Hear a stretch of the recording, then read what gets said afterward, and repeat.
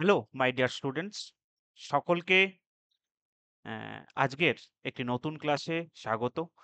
আজকে এসএসসির previous year কিছু কোশ্চেন আলোচনা করব কম্পিউটার বিষয়ের উপর। আজকে কম্পিউটারের টোটাল ৩টে টপিক নিয়ে আলোচনা করব। বেসিক কম্পিউটার, তার সঙ্গে কম্পিউটার আর্কিটেকচার এবং ইনপুট এবং আউটপুট, এই ৩টে বিষয়ের উপর আজকে বেশ কিছু কোশ্চেন এবং প্রতিটা কোশ্চেনের ডিটেলস অ্যানালিসিস তোমাদের কাছে আজকে কিন্তু তুলে ধরবো। চলো শুরু করি আজকের গুরুত্বপূর্ণ বিষয়। আমাদের রিসেন্টলি এসএসসি এক্সামে যে পরীক্ষায় যে কোশ্চেনগুলো এসেছে সেই কোশ্চেনগুলোকেই এখানে তুলে ধরেছি আমাদের কম্পিউটার থেকে আজকে কম্পিউটারের প্রথম ক্লাস এবং পরবর্তীকালে আমরা কিন্তু কম্পিউটার থেকে এসএসসি এক্সামে যে সমস্ত কোশ্চেনগুলো এসেছে সেই সমস্ত কোশ্চেনগুলোকে নিয়ে আমরা কিন্তু ডিটেলসে আলোচনা করব। কারণ ইদানিংকালে আমাদের এসএসসি এক্সামে বিশেষ করে টায়ার 1 এবং সিজিএল টায়ার 2 এর ক্ষেত্রেও কিন্তু কম্পিউটার একটা তো মারাত্মক গুরুত্বপূর্ণ বিষয় ছিলই। কিন্তু আমাদের 10+2 বা এমটিএস বা এসএসসির যেকোনো এক্সামে এখন টায়ার 1 এও কিন্তু 2 থেকে 3টে কোশ্চেন কিন্তু কম্পিউটার থেকে দিচ্ছে। তাই এই কোশ্চেনগুলোকে আমাদের ভালো করে যদি স্টাডি করতে পারি তাহলে আমরা কিন্তু কম্পিউটারের একটা বিশদ জ্ঞান কিন্তু আমরা আরোহণ করতে পারব। চলো শুরু করি আজকের question. A computer can only understand which directly, মানে কম্পিউটার অ্যাকচুয়ালি এখানে 4টে ভাষার কথা বলেছে। কম্পিউটার এই 4টে ভাষার মধ্যে কোন ভাষাটা ডাইরেক্টলি বুঝতে পারে সেটা এখানে কোশ্চেন দিয়েছে। দেখো, কম্পিউটার একটা মেশিন, তার মানে মেশিন যেটা বুঝতে পারে, তার মানে প্রথম অপশনে যেটা আছে মেশিন বুঝতে পারে মেশিন ল্যাঙ্গুয়েজ। আচ্ছা, আমরা মানুষ নিজেদেরকে একটু হাই-ফাই ভেবে থাকি। তাই আমরা কি বুঝতে পারি? আমরা বুঝতে পারি হাই লেভেল ল্যাঙ্গুয়েজ, এবং মেশিন এবং হাই লেভেল ল্যাঙ্গুয়েজের মাঝে যে ল্যাঙ্গুয়েজ সেটা হচ্ছে মিডল লেভেল ল্যাঙ্গুয়েজ। আমরা সমস্ত ল্যাঙ্গুয়েজের এক্সাম্পল জানবো। অ্যালগরিদম একটা জাস্ট ফর একটা অপশন দিতে হয়, দিয়েছে। অ্যালগরিদমের সঙ্গে আমাদের কম্পিউটার ল্যাঙ্গুয়েজ বা কম্পিউটার ভাষার কোনো সম্পর্ক নেই। তাও আমি কিছু জিনিস কিন্তু প্রতিটা বিষয় সম্বন্ধে আমি কিন্তু আলোচনার বিষয় রেখেছি। দেখো, আমাদের কম্পিউটার বোঝে মেশিন ল্যাঙ্গুয়েজ। কম্পিউটারের মেশিন ল্যাঙ্গুয়েজ তৈরি হয় বাইনারি কোডের মাধ্যমে। তার মানে কম্পিউটার এই যে বাইনারি কোড, যেটা 0 আর 1, এই 0 আর 1 বোঝে, এর বাইরে কোনো কিছু বোঝে না। আমাদের কম্পিউটারের মেন প্রসেসর বা কন্ট্রোল প্রসেসিং ইউনিট এরা ডাইরেক্টলি আমাদের বাইনারি নাম্বার বোঝে, অর্থাৎ মেশিন ল্যাঙ্গুয়েজ বোঝে। অ্যালগরিদম কি জিনিস আমাদের পরের অপশনে ছিল। এটা স্টেপ বাই স্টেপ প্রসিডিওর অথবা logical method to solving problem. Algorithm মানে একটা স্ট্রাকচার, যে স্ট্রাকচারের মাধ্যমে আমরা এক একটা ধাপে ধাপে গিয়ে আমরা কিছু লজিক্যাল মেথডের মাধ্যমে আমরা কিছু প্রবলেম সলভ করে থাকি, তাকে আমরা অ্যালগরিদম বলে থাকি। এই অপশনগুলোর সঙ্গে এটা একদমই যায় না। চলো তারপরে হাই লেভেল ল্যাঙ্গুয়েজ সম্বন্ধে জানবো। এই ল্যাঙ্গুয়েজটা আমরা বুঝি, কম্পিউটার বোঝে না। কম্পিউটার আবার এটাকে ট্রান্সলেট করে আমাদের ওরা মেশিন ল্যাঙ্গুয়েজে নিয়ে যায়। এবং আমরা তো মেশিন ল্যাঙ্গুয়েজ বুঝি 0 1, সেটা একটা কমপ্লেক্সুয়াল বিষয় এবং অনেক বড় একটা প্রোগ্রামিং হবে। তাই আমরা নরমালি হাই লেভেল ল্যাঙ্গুয়েজের মাধ্যমে প্রোগ্রামিং করে থাকি। এটার উদাহরণ Python, Java, C plus plus, এইগুলো সব হচ্ছে হাই লেভেল ল্যাঙ্গুয়েজের উদাহরণ। মাস্ট বি ট্রান্সলেটেড কম্পাইলার অথবা interpreter into machine code for execution. তার মানে কম্পিউটার এই এই যে হাই লেভেল ল্যাঙ্গুয়েজকে কম্পাইলার বা ইন্টারপ্রিটারের মাধ্যমে ট্রান্সলেট করে আমাদের বাইনারি কোডে নিয়ে যায়। তার মানে আমাদের কম্পাইলার বা ট্রান্সপ্রিটার এরা কি কাজ করে এটা আমরা জানতে পারলাম। চলো তারপরের question, middle level language. Middle level language high এবং মিডিলের মাঝে ডেভেলপড হয়েছে। সেই মিডিল লেভেল ল্যাঙ্গুয়েজের উদাহরণ হচ্ছে আমাদের সি। আমরা বা কম্পিউটার ল্যাঙ্গুয়েজ যখন শিখি তার প্রথম বেসিকটা হচ্ছে সি দিয়ে। সেই সি হচ্ছে একটা মিডল লেভেল ল্যাঙ্গুয়েজ। পরের question, the data send to the computer is called. মানে আমরা যখন কম্পিউটারে কোনো ডেটা পাঠাই তাকে কি বলা হয়? তাকে কি বলা হয়? প্রসেস বলা হয়, আউটপুট বলা হয়, ইনপুট বলা হয়, না অ্যালগরিদম বলা হয়? দেখো, অ্যালগরিদমের মানে তো আমরা জানতে পারলাম। ইনপুট, আমরা কম্পিউটারে ইনপুট দিই, তার মানে ইনপুট উত্তর। আউটপুট মানে কম্পিউটার থেকে আউটপুট বেরোয়। আমরা যখন যে ইনপুটগুলো দিই সেই ইনপুটগুলো কম্পিউটার প্রসেস করে। তার মানে আমাদের যে কন্ট্রোল প্রসেসিং ইউনিট কম্পিউটারের, সেই কন্ট্রোল প্রসেসিং ইউনিট জিনিসকে প্রসেস করতে সাহায্য করে। আমরা কম্পিউটার আর্কিটেকচারটাকে একটু সংক্ষেপে বুঝে নেব। এই হচ্ছে আমাদের কম্পিউটার। এই কম্পিউটারকে আমরা দিই হচ্ছে ইনপুট। কম্পিউটার থেকে বেরোয় কি? আউটপুট। আবার কম্পিউটার যে মেন তার আবার ৩ টে ভাগ। একটা এরিথমেটিক অ্যান্ড লজিক্যাল ইউনিট, একটা কন্ট্রোল ইউনিট, আর একটা হচ্ছে মেমোরি। এই ৩ টে পার্টে আমাদের কম্পিউটার বিভক্ত। আমরা ইনপুট দিই, আমরা তার প্রত্যুত্তরে আউটপুট পাই। চলো আমরা এগুলোকে জেনে নেব। Input, the first step of computer operation where data and instruction are entered into the system. Data যা ইনস্ট্রাকশন যে আমরা কম্পিউটারে এন্টার করি সেটাকে ইনপুট বলে। ইনপুট কিছু ডিভাইসের উদাহরণ, কিবোর্ড, ক্লিকিং এ মাউস, আমরা যখন মাউস ক্লিক করছি, স্পিকিং ইনটু এ মাইক্রোফোন, আমি যে ভিডিওটা রেকর্ড করছি মাইক্রোফোনের থ্রু দিয়ে, তার মানে এখানে আমি কিন্তু কম্পিউটারে ইনপুট দিচ্ছি। স্ক্যানিং এন ইমেজ, ইমেজকে স্ক্যান করার জন্য আমাদের স্ক্যানার মেশিন ব্যবহার করা হয়, সেই স্ক্যানার মেশিন একটা ইনপুট ডিভাইস। প্রসেস কাকে বলা হয়? আমাদের প্রসেসর বা আমাদের যিনি প্রসেস করেন, কন্ট্রোল প্রসেসিং ইউনিট, ইনি যে অপারেশন গুলো করে থাকে ইনপুট ডেটাগুলোকে নিয়ে ক্যালকুলেশনের জন্য, তাকে বলা হয় আমাদের প্রসেস। এরিথমেটিক লজিক্যাল ইউনিট এ কি কাজ করে? এ হচ্ছে এরিথমেটিক অ্যান্ড লজিক্যাল ক্যালকুলেশন গুলোকে কন্ট্রোল করে। এরিথমেটিক লজিক্যাল ইউনিট বলতে কি? দেখো, এই যে এইটা হচ্ছে আমাদের সিপিইউ, কন্ট্রোল প্রসেসিং ইউনিট। তার একটা ভাগ হচ্ছে আমাদের arithmetic logical unit, control unit এবং তার সঙ্গে মেমোরি। এই তিনটেকে নিয়ে আমাদের প্রধান কম্পিউটার ডিভাইস তৈরি হয়ে থাকে। আউটপুট, আউটপুট হচ্ছে ফাইনাল স্টেপ যেটা ডিসপ্লে করা হয়। Computer display present result in the user. আচ্ছা, আউটপুট আউটপুট দুটো টাইপের হয়ে থাকে। একটা হচ্ছে হার্ড কপি আউটপুট, একটা soft copy output. Hard copy output মানে আমরা যেটা প্রিন্টারের মাধ্যমে আমরা যেটা হাতে পাই তাকে হার্ড কপি আউটপুট বলে। সফট কপি আউটপুট মানে যেটা আমরা ডিসপ্লে বা মনিটরে দেখতে পাই তাকে আমাদের সফট কপি আউটপুট বলা। তার মানে প্রিন্টার, মনিটর, প্লেইং অডিও মানে আমাদের যে আমাদের স্পিকার, তারা কিন্তু সবাই আউটপুট ডিভাইস। পরের কোশ্চেনে যাব, সিজিএল 2021-এর question, which of the following statement about computers is correct? এই চারটে স্টেটমেন্টের মধ্যে কোনটা ঠিক সেটা আমাদের জিজ্ঞেস করতে চলেছে। চলো প্রথম কোশ্চেনটা দেখবো, computer can organized all the information itself. Computer ইনফরমেশনকে অর্গানাইজ করতে পারে বটে, কিন্তু সেটা মানুষের সাহায্য ছাড়া নয়। তাই ইটসেলফ কথাটা যখন আছে, এই ইটসেলফটাই হচ্ছে এখানে ভুল। ইটসেলফ যদি না থাকতো তাহলে এটা পার্সিয়ালি রাইট অপশন। চলো পরের option, computer cable is made of software.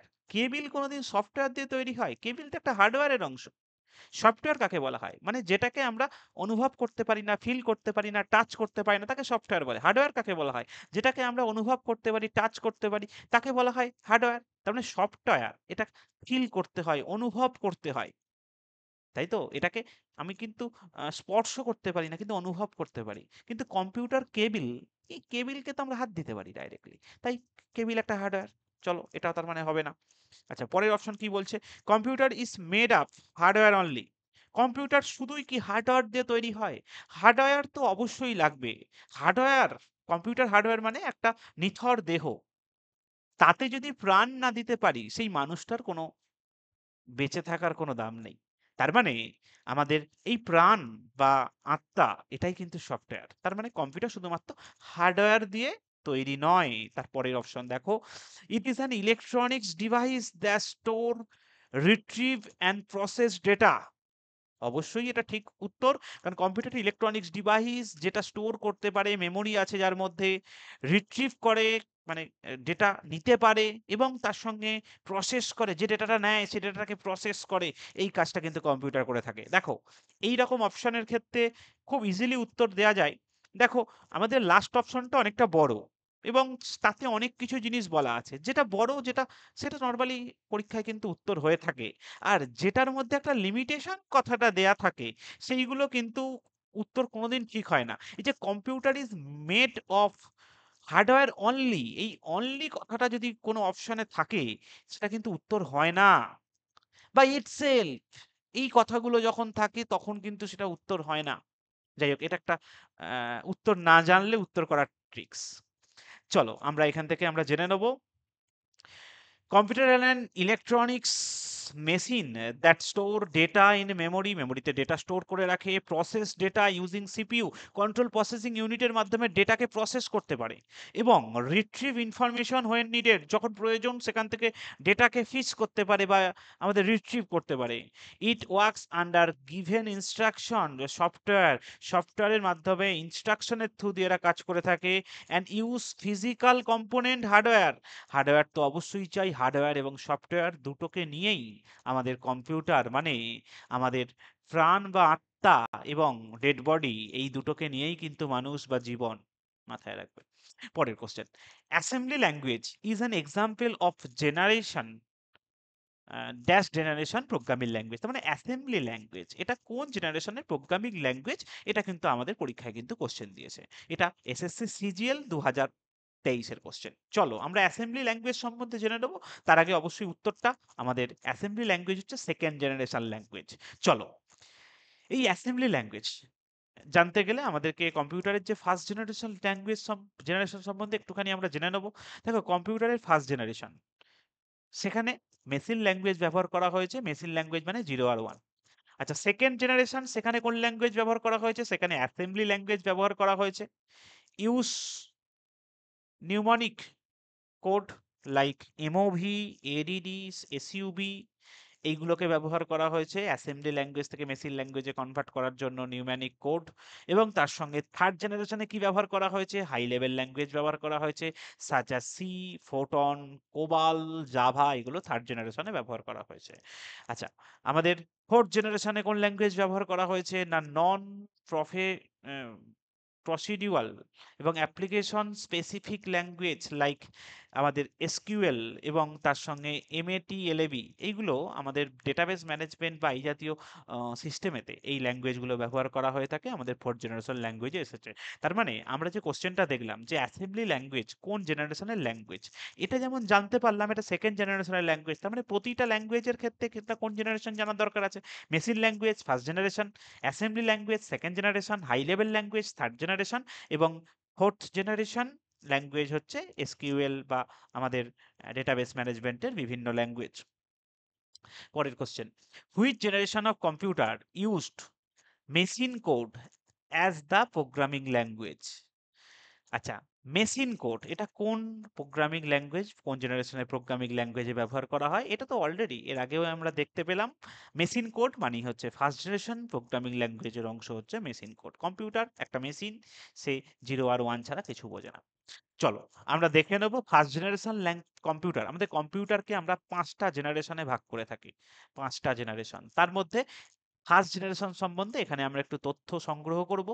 1940 থেকে 1956 সালের মধ্যেই ফার্স্ট জেনারেশন কম্পিউটার চলেছিল। ফার্স্ট জেনারেশন কম্পিউটারে সেখানে ভ্যাকুয়াম টিউবকে ব্যবহার করা হয়েছিল, সেখানে অনেক বড় একটা বিশাল বড় কম্পিউটারকে ব্যবহার করা হয়েছিল আমাদের ফার্স্ট জেনারেশন কম্পিউটারে। সেখানে মেশিন কোডকে ব্যবহার করা হয়েছিল প্রোগ্রামিং ল্যাঙ্গুয়েজ হিসাবে। সেখানে ইনস্ট্রাকশন ওয়ার রিটেন বাইনারি, 0 আর 1 এতে ইনস্ট্রাকশনগুলো লেখা হতো, যেটা ডাইরেক্টলি এক্সিকিউটেড বাই আমাদের কন্ট্রোল প্রসেসিং ইউনিট। কিছু ফার্স্ট জেনারেশন কম্পিউটারের কিছু এক্সাম্পল হচ্ছে ইভিআইএসি, ইউএনআইভিএসি, এবং যেটা পরীক্ষায় সব থেকে বেশি আছে আইবিএম 701। এটা হচ্ছে ফার্স্ট জেনারেশন ল্যাঙ্গুয়েজের সব থেকে গুরুত্বপূর্ণ ইনফরমেশন। চলো তারপরের কোশ্চেনে যাব। Which of the following is considered the first mechanical computer design by Charles Babbage? Charles Babbage তিনি যে কম্পিউটারটা আবিষ্কার করেছিলেন, প্রথমে অ্যানালিটিক্যাল ইঞ্জিন, সরি উত্তর তো হয়ে গেল। আচ্ছা, ফার্স্ট মেকানিক্যাল কম্পিউটার চার্লস ব্যাবেজের হচ্ছে অ্যানালিটিক্যাল ইঞ্জিন এবং তার সঙ্গে ডিফারেন্সিয়েট ইঞ্জিন, এই দুটো ইঞ্জিনকে একত্রে নিয়ে তিনি আধুনিক কম্পিউটারকে তৈরি করেছিলেন। আচ্ছা, আমরা এখানে অ্যানালিটিক্যাল ইঞ্জিন সম্বন্ধে তো জানবো, তার সঙ্গে এই যে অ্যাবাকাস হচ্ছে আমাদের ভারতবর্ষের, আমাদের বিশ্বের প্রথম কম্পিউটার। পরবর্তীকালে ইউনিভ্যাক এবং ইউএনআইএসি, এই কম্পিউটারগুলো পরবর্তীকালে বিভিন্ন সময়ে ডেভেলপড হয়েছে। আমরা এই জাতীয় জেনারেশনগুলোকে জানবো। দেখো, আমাদের অ্যাবাকাস, অ্যাবাকাস কথাটি কিন্তু এসেছে আমাদের খ্রিস্টপূর্ব 2400 শতকে আমাদের ব্যাবিলন থেকে। যেখানে অ্যাবাকাস একটা ক্যালকুলেটিং ডিভাইস, ক্যালকুলেটরের মতো সেন্সে কাজ করত। আমরা যে অ্যাবাকাস স্কুলগুলোতে দেখেছি সেখানে বাচ্চাদেরকে যেমনভাবে খেলাধুলা শেখানো হয়, বিভিন্ন পাজেলের মাধ্যমে বিভিন্ন বলকে গোনাগুনি করে যেমন খেলাধুলা শেখানো হয়, সেই রকম কম্পিউটার আদতে ছিল সেই রকমই একটা যন্ত্র, যেটা অ্যাবাকাস। আচ্ছা, এরপরে দেখব আমরা অ্যানালিটিক্যাল ইঞ্জিন, যেটা চার্লস ব্যাবেজ ডেভেলপ করেছিল কত সালে? 1837 সালে ডেভেলপ করেছিল। এটা এখানে কি কি ছিল? First generation mechanical computer with features like arithmetic logical unit, control unit, memory, এই তিনটেকে একত্রে নিয়ে তিনি এই অ্যানালিটিক্যাল ইঞ্জিনকে তৈরি করেছিলেন। তারপরে ইউএনআইএসি, এটা জনক হচ্ছে জন ম্যাকলে এবং জেপি ইক্যাট, 1945 সালের ঘটনা। এটা first programmable general purpose digital computer. পরীক্ষায় কোশ্চেন আছে, ভারত বিশ্বের প্রথম programmable general purpose electronic digital computer কোনটি? সেটা ইএনআইএসি। পরের কোশ্চেন, ইডিভিএসি, এডভ্যাক, এটা 1947 সালে ডেভেলপড হয়েছিল। এটা ফার্স্ট কম্পিউটার যেখানে বাইনারি সিস্টেম ব্যবহার করা হয়েছিল স্টোরেজের মাধ্যম হিসাবে। তার মানে এর আগে এই যে আমাদের অ্যানালিটিক্যাল ইঞ্জিন চার্লস ব্যাবেজ তৈরি করেছিল, সেখানে যে স্টোরেজের মাধ্যম ব্যবহার করা হয়েছিল, সেখানে কিন্তু বাইনারি সিস্টেম ব্যবহার করা হয়নি, সেখানে অ্যানালগ সিস্টেমকে ব্যবহার করা হয়েছিল। Binary system called 0 and 1। এই যে 0 and 1-এর মাধ্যমে আমরা যে ডেটাকে স্টোর করে রাখি, যেটা আধুনিক কম্পিউটারে হয়ে থাকে, সেটা ইডিভিএসি 1947 সালে ডেভেলপড হয়েছিল। চলো তারপরের question, Param super computer belongs to which generation of computer? আমাদের কম্পিউটারে 5টা জেনারেশন, 5টা জেনারেশনের মধ্যে সবসময় মাথায় রাখবে ফিফথ জেনারেশন, এটা সুপার কম্পিউটারের জেনারেশন। তার মানে পরম সুপার কম্পিউটার বা পরমের জায়গায় যদি সরম দিয়ে থাকে, তাহলেও সেটা ফিফথ জেনারেশন কম্পিউটার। মানে আজকের যে জেনারেশনটা, আজকে যে জেনারেশন চলছে, সেটা হচ্ছে ফিফথ জেনারেশনের কম্পিউটার, যেটা শুরু হয়েছে 1990 সাল থেকে আজ পর্যন্ত।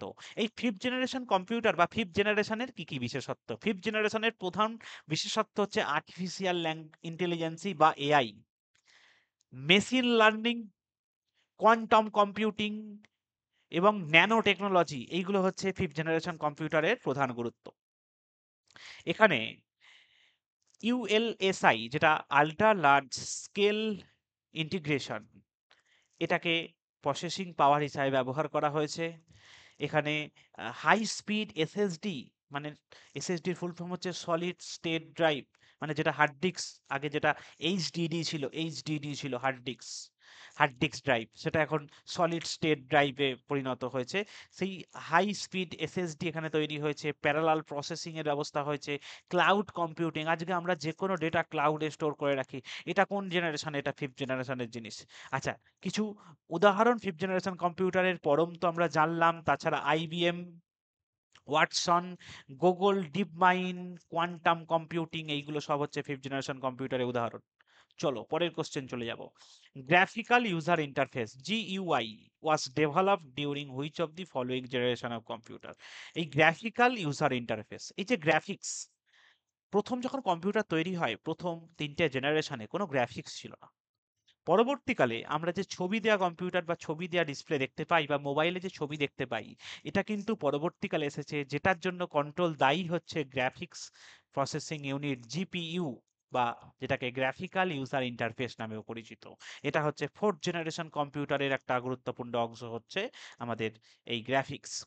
চলো ফোর্থ জেনারেশন কম্পিউটার সম্বন্ধে আমরা জেনে নেবো। 1 নম্বর জানলাম, 5 নম্বর জানলাম, 4টা এবার জেনে নিই।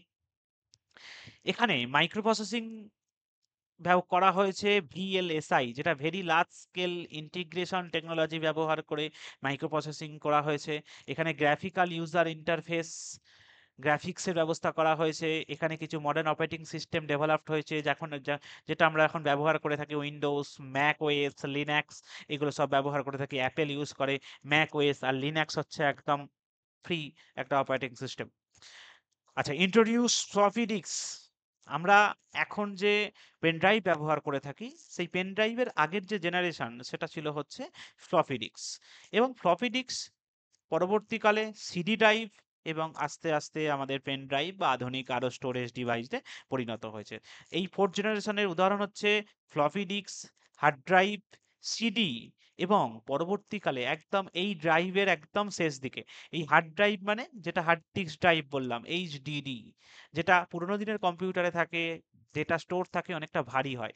আর এখনকার যেটা থাকে এসএসডি, এসএসডি ডেভেলপমেন্ট কিন্তু শুরু হয়েছিল ফোর্থ জেনারেশন কম্পিউটার থেকে। এখন আমরা এটাকে প্রচুর পরিমাণে ব্যবহার করে থাকি। Computer became personal and portable হয়েছিল, মানে পিসি, ল্যাপটপ, এরকম ছোট ছোট ডিভাইসের মাধ্যমে আমাদের কম্পিউটার তৈরি হয়েছিল।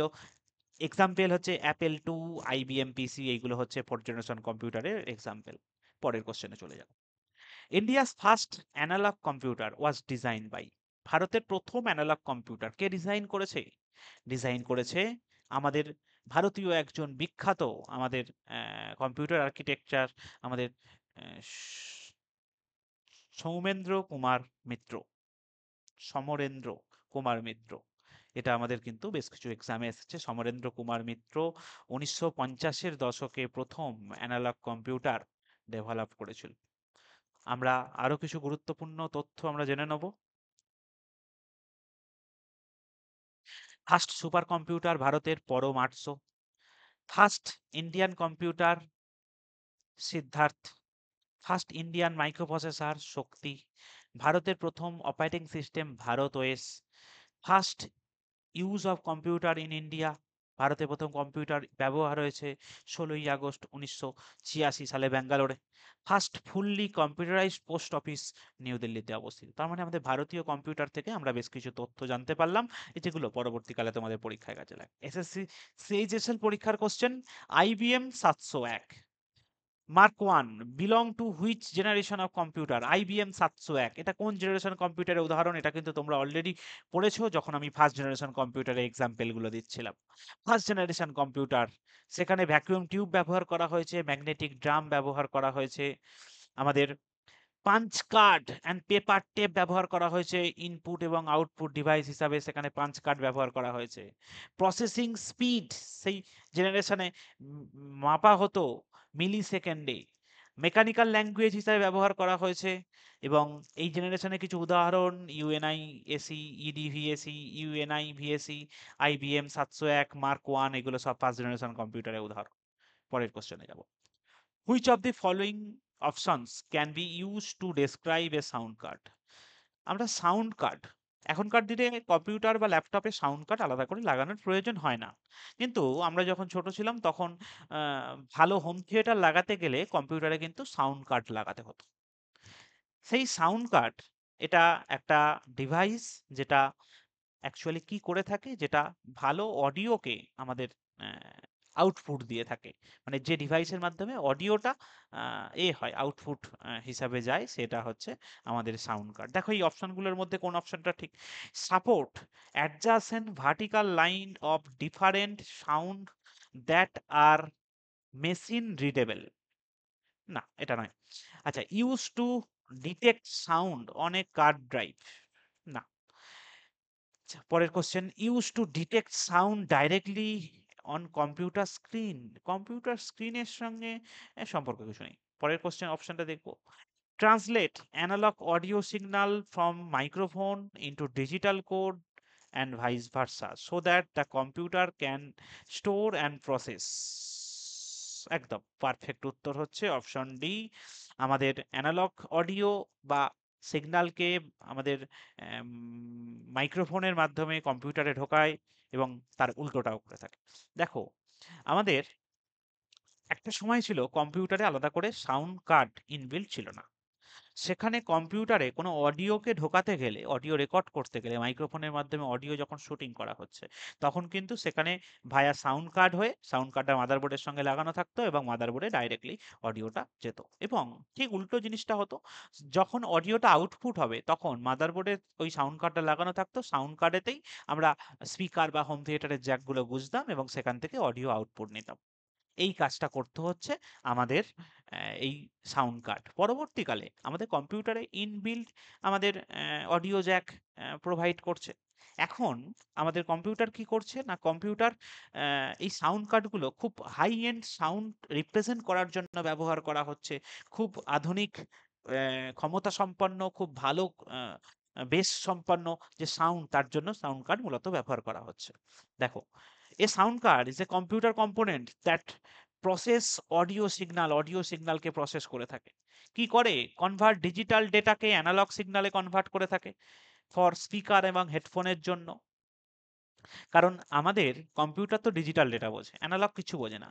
আবার আমরা যে হেডফোন, মাইক্রোফোন ব্যবহার করে থাকি, সেইগুলোতে অ্যানালগ সিগন্যাল তারা কিন্তু বোঝে। তার মানে ডিজিটাল থেকে অ্যানালগের কাজটা সাউন্ড কার্ড করে থাকে। এখন সাউন্ড কার্ড কম্পিউটার বা ল্যাপটপে ইনবিল্ট দেয়া থাকে, এই জন্য তোমরা কিন্তু এখন মিল পাচ্ছ না। Converts analog signal digital data from মাইক্রোফোনের জন্য most modern motherboard have inbuilt sound card. এখনকার দিনের মডার্ন মাদারবোর্ডে সব ইনবিল্ট সাউন্ড কার্ড থাকে, but dedicated sound card provide higher audio quality. অডিওর কোয়ালিটি বাড়ানোর জন্য এই ডেডিকেটেড সাউন্ড কার্ড ব্যবহার করা হয়ে থাকে। To listen to the song from your computer you need to install a. কম্পিউটারের মাধ্যমে গান শোনার জন্য কম্পিউটারে কি ব্যবহার করা হবে? অবশ্যই আগের কোশ্চেনটা তো একই ছিল, এটাও প্রিভিয়াস ইয়ারই কোশ্চেন, এসএসসি সিএইচএসএল এর কোশ্চেন। এখানে কম্পিউটারে সাউন্ড কার্ড লাগাতে হবে। আচ্ছা, কম্পিউটারে সাউন্ড কার্ড তো জানলাম, network interface card, memory card এবং পিসি কার্ড, এইগুলো সম্বন্ধে আমরা একটু জেনে নেব। দেখো, আমাদের নেটওয়ার্ক ইন্টারফেস কার্ড, এটা ইন্টারনেট নেটওয়ার্ক কানেকশনের জন্য প্রয়োজন হয়। আমাদের একটা সময় কম্পিউটারে ইন্টারনেট ঢুকতো না। কম্পিউটারে ইন্টারনেট ঢোকাতে গেলে একটা নেটওয়ার্ক ইন্টারফেস কার্ড কিন্তু ব্যবহার করা হতো। আমার যে বর্তমান ল্যাপটপ, সেই ল্যাপটপে ইন্টারনেট ডাইরেক্টলি সরাসরি দিলে কাজ করে না। সেখানে ইউএসবির মাধ্যমে আমরা একটা অ্যাডাপ্টার ব্যবহার করছি, সেই অ্যাডাপ্টারের মাধ্যমে ইন্টারনেটটা নিচ্ছি। ওই অ্যাডাপ্টারটা এক প্রকার এই নেটওয়ার্ক ইন্টারফেস কার্ডের মতো ব্যবহার হয়ে থাকে। মেমোরি কার্ড, এটা নর্মালি ডেটা স্টোর এবং ট্রান্সফারের জন্য এই মেমোরি কার্ড ব্যবহার করা হয়ে থাকে। যেটা মেমোরি কার্ড আমরা যে মাইক্রো এসডি কার্ড বা এই যে এসডি কার্ড এগুলোকে জানি। পিসি কার্ড, এটা এখন ব্যবহার করা হয় না। এটা নরমালি আমাদের ল্যাপটপের সঙ্গে ব্যবহার করা হতো। এই পিসি কার্ডের থ্রু দিয়ে আমরা হার্ড ডিস্ক বা এক্সটার্নাল কোনো যদি ডিভাইস থাকে, হার্ডওয়্যার থাকে, সেটা ল্যাপটপের সঙ্গে আমরা কানেক্ট করতে পারতাম এই পিসি কার্ডের থ্রু দিয়ে। সেই পিসি কার্ড এখন আর ব্যবহার করা হয় না।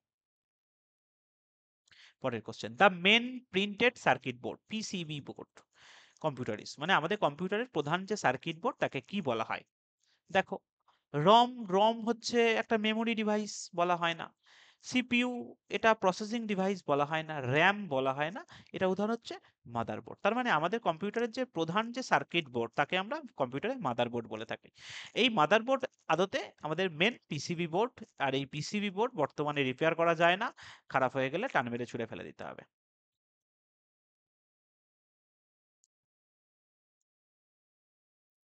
চলো পরের কোশ্চেনে চলে যাব। Dash are a set of wire which carries a groups of bits in parallel and has an associated control scheme. It provides a communication path between two অথবা more device of a computer system. মানে কম্পিউটারে আমাদের বিভিন্ন device, বিভিন্ন system লাগানো থাকে। তার সঙ্গে যে যোগাযোগকারী যে পাথ বা রাস্তা, সেই পাথটাকে কি বলে? যোগাযোগ ব্যবস্থা কে করতে পারে? বাসের থ্রু দিয়েই তো আমরা যোগাযোগ, কোথাও কোনো জায়গা থেকে কোনো জায়গায় যাই না।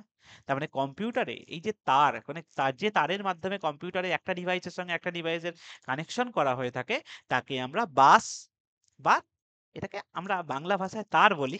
যাই হোক, সেটাকে কম্পিউটার বাস বলা হয়ে থাকে। চলো কম্পিউটার বাস সম্বন্ধে জানবো, এছাড়াও অন্যান্য যে অপশনগুলো আছে সেইগুলো সম্বন্ধে আমরা একটু জেনে নেবো।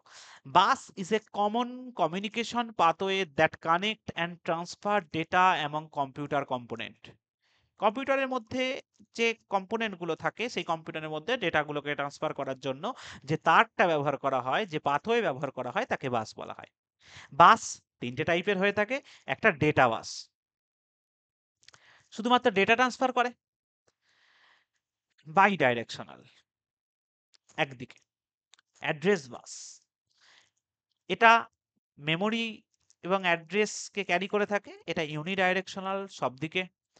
কন্ট্রোল বাস, এ কন্ট্রোল বা সিগন্যালকে পাস করে থাকে, রিড রাইট কমান্ড দেয়, কিভাবে কি করতে হবে সেটা কাজ করে কন্ট্রোল বাস। আমাদের কম্পিউটারে কিছু এক্সটার্নাল বাস থাকে যেগুলোর মাধ্যমে আমরা এক্সটার্নাল ডিভাইসকে কানেক্ট করে থাকি। তার মানে ইউএসবি যেখান দিয়ে কানেক্ট করে থাকি সেটা এক্সটার্নাল বাসের থ্রু দিয়ে করে থাকি।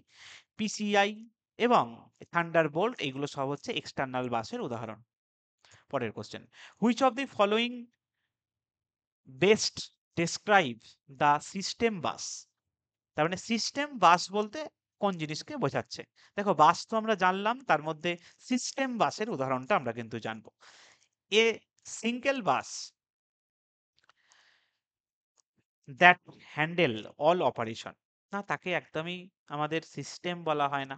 এ combination of address data and control bus, একদম এটাকে সিস্টেম বাস বলা হয়ে থাকে। A bus only use for input and output device, একদমই নয়। A bus dedicated a graphics data transfer, তাকে সিস্টেম বাস বলা হয় না। অপশন বি এখানে রাইট অ্যান্সার।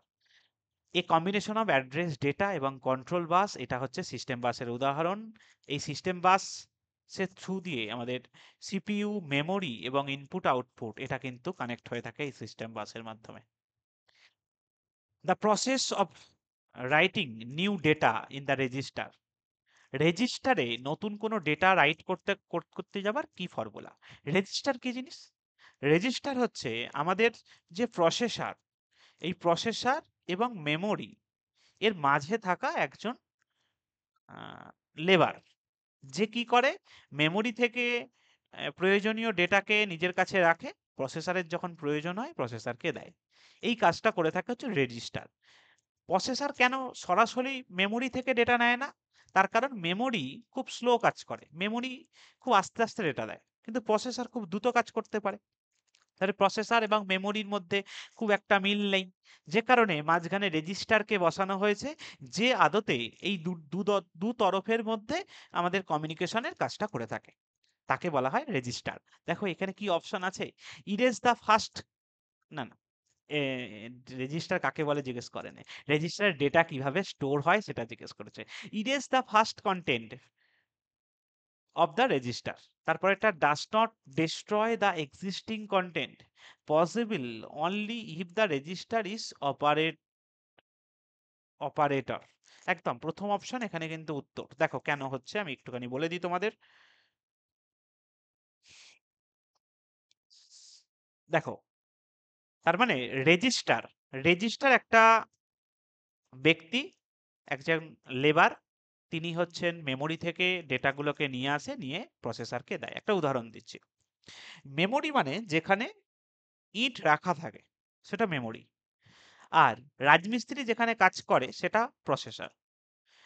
রাজমিস্ত্রি সরাসরি কিন্তু ইট যেখানে রাখা থাকে সেখান থেকে ইট নিয়ে আসে না, তার জন্য একজন লেবার থাকে, সেই লেবার ইট যেখানে রাখা থাকে সেখান থেকে ইট নিয়ে এসে রাজমিস্ত্রির কাছে যোগান দেয়। আচ্ছা, সেই লেবার তার নিজের কাছে কি ইট রাখে? রাখে না। সে ইট নিয়ে আসে, নিয়ে এসে প্রসেসরকে দিয়ে দেয়, তার কাজ শেষ। তার মানে লেবারকে দিয়ে কোনো কাজ করাতে গেলে তার আগের কাজটাকে শেষ করতে হবে বা আগের ডেটাটাকে ডিলিট করতে হবে, তারপরে আমি নতুন ডেটা, নতুন কাজ তাকে দিতে পারবো। সেই জন্য এই রেজিস্টার যখন কাজ করে তখন প্রথমে আগের ডেটাটাকে ইরেজ করে এবং নতুন ডেটাটাকে ফিচ করে থাকে আমাদের মেমোরি থেকে, এই কাজটা করে থাকে। সেই জন্য অপশনে এখানে উত্তর। পরের কোশ্চেন, যদি কোনো কোশ্চেন সম্বন্ধে বুঝতে অসুবিধা হয় আমাকে কিন্তু কমেন্টে জানাবে কোশ্চেন নাম্বার সমেত, আমি যত শীঘ্র সম্ভব তার উত্তর দেওয়ার চেষ্টা করব।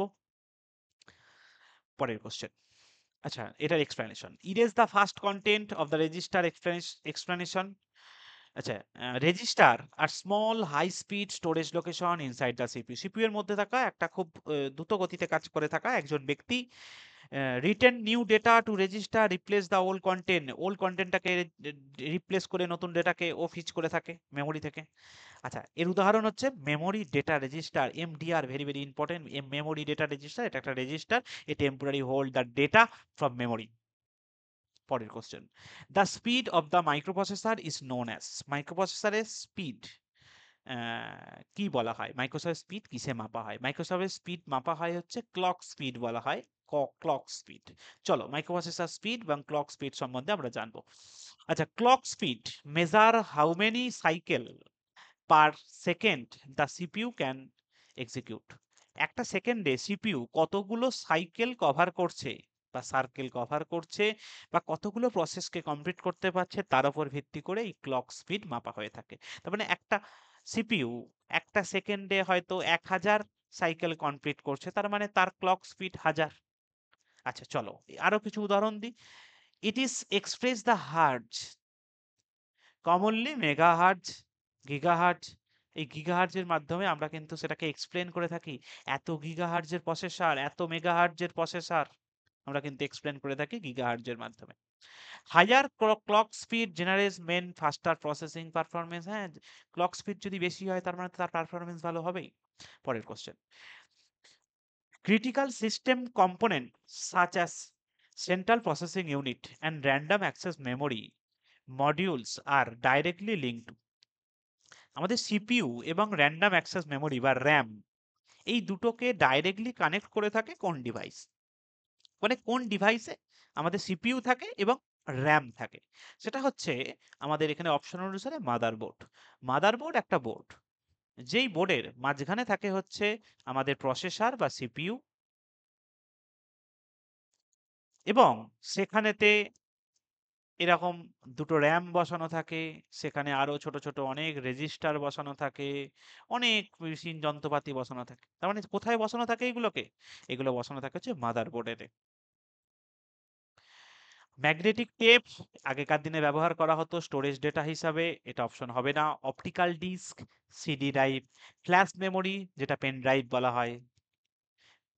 দেখো এক্সপ্লেনেশনটা দেখে না, মাদারবোর্ড কানেক্ট সিপিইউ এবং RAM and other component, all allow data transfer through buses and manage communication between hardware parts.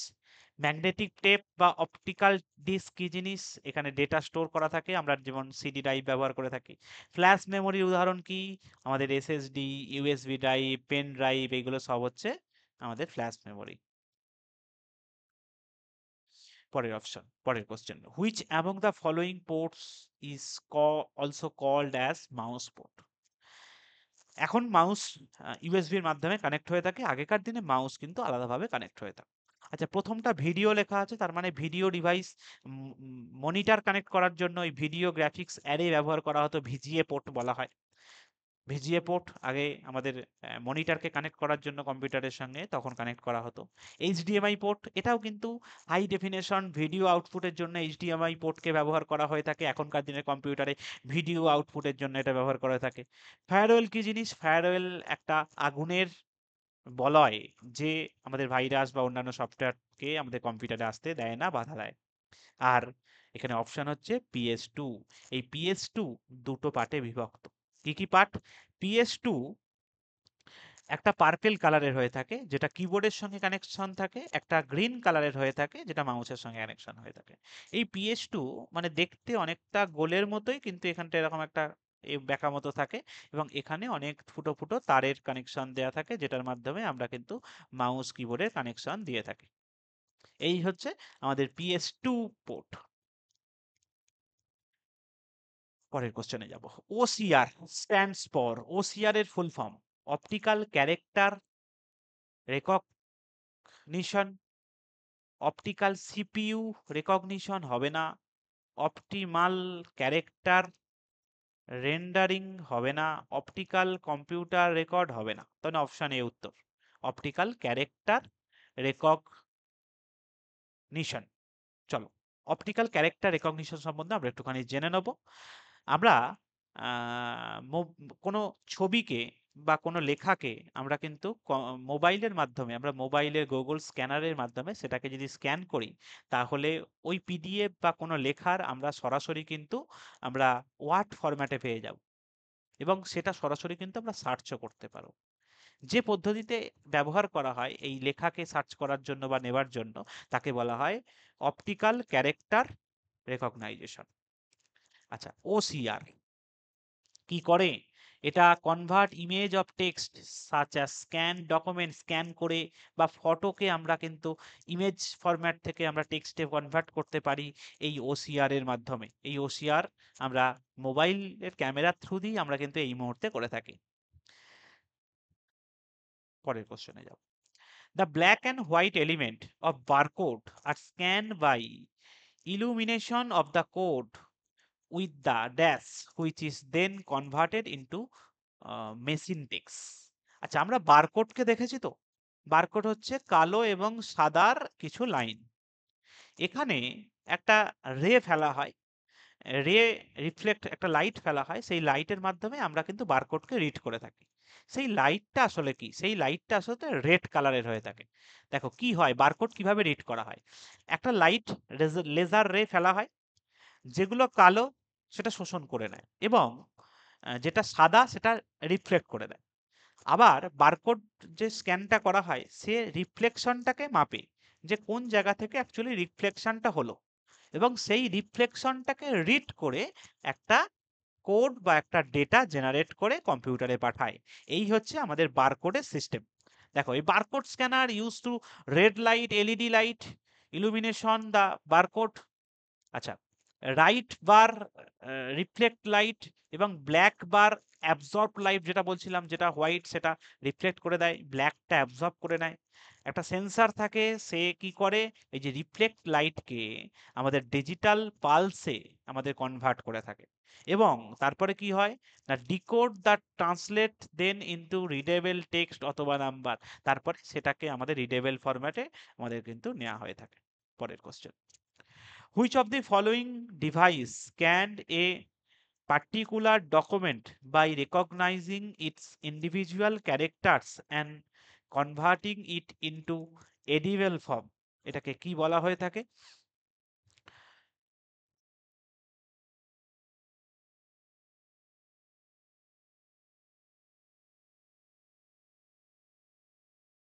আচ্ছা, এটাকে বলা হয়ে থাকে অপটিক্যাল ক্যারেক্টার রেকগনাইজেশন। আচ্ছা, অপটিক্যাল ক্যারেক্টার রেকগনাইজেশন যেটা বলছিলাম, আমাদের ক্যারেক্টারকে রিড করতে কাজে লাগে অপটিক্যাল ক্যারেক্টার রেকগনাইজেশন যে প্রসেস। আচ্ছা, ওএমআর কি করে থাকে? ওএমআর আদতে আমাদের ডিটেক্ট মার্কস, আমাদের ওএমআর সিট, এক্সাম সিটে যে ফুল ফুল ডট টপ দেওয়া থাকে, সেই ওএমআর যেখানে স্ক্যান করা ডেটা পাওয়া যায় সেটাকে ওএমআর বলা হয়ে থাকে।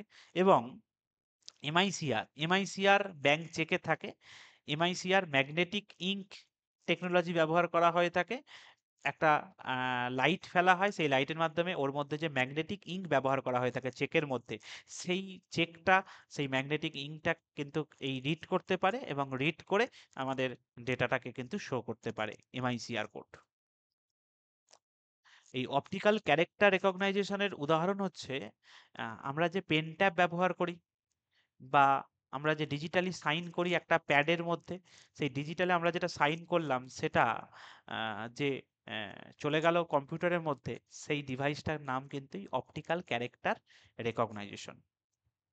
পরের question, which of the following converts analog information into digital form? Analog থেকে ডিজিটাল ইনফরমেশনে কনভার্ট করতে পারে কোন তথ্য? তার নাম হচ্ছে আমাদের, দেখো ডাইরেক্টলি দেওয়া আছে, ডিজিটাইজার। এ অ্যানালগ ইনফরমেশনকে ডিজিটাল ইনফরমেশনে কনভার্ট করে ডিজিটাইজার। পরের question, a digitizer converts analog signal like sound like into digital data.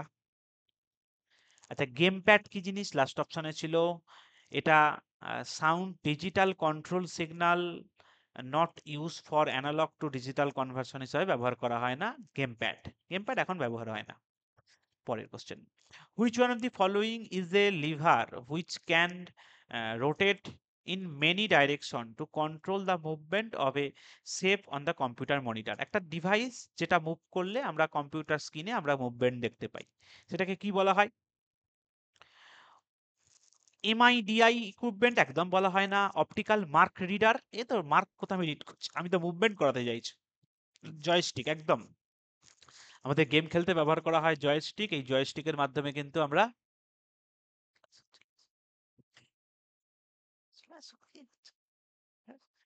আচ্ছা, জয়স্টিকের মাধ্যমে আমরা কিন্তু গেম খেলতে ব্যবহার করি, সেই জয়স্টিক এখানে ব্যবহার করা হয়ে থাকে।